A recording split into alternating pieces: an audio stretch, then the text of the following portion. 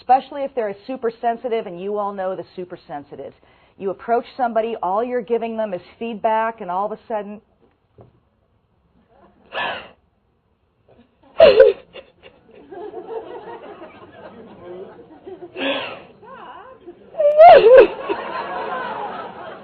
now she is acting like my wife.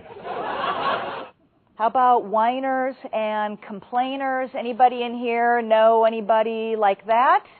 If you know of someone like that, when somebody comes to you and they're always complaining and whining about how much work they have to do and how overloaded they are, what is their positive intention? They're often looking for sympathy or empathy. Some of you are saying, or to get you to assign the work to somebody else. So that's their positive intention. They may or may not have low self-esteem, but they're wanting that empathy. The blamers are the people who are always blaming everything. Everything's always being blamed on outside circumstances, or it's always somebody else's fault. The blamers are the people who have a sign on their desk, but it says, "The buck never stops here."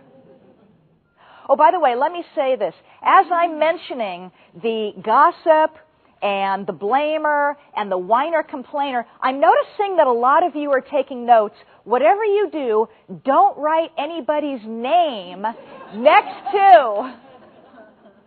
don't write anybody's name next to any of those descriptions, because that's the kind of documentation you don't want to have floating around your office.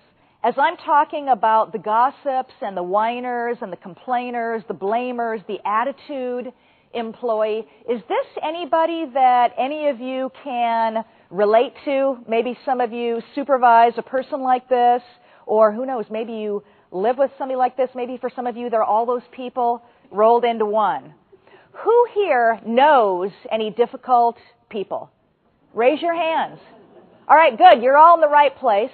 Who here works or has ever worked with a difficult person? Raise your hands.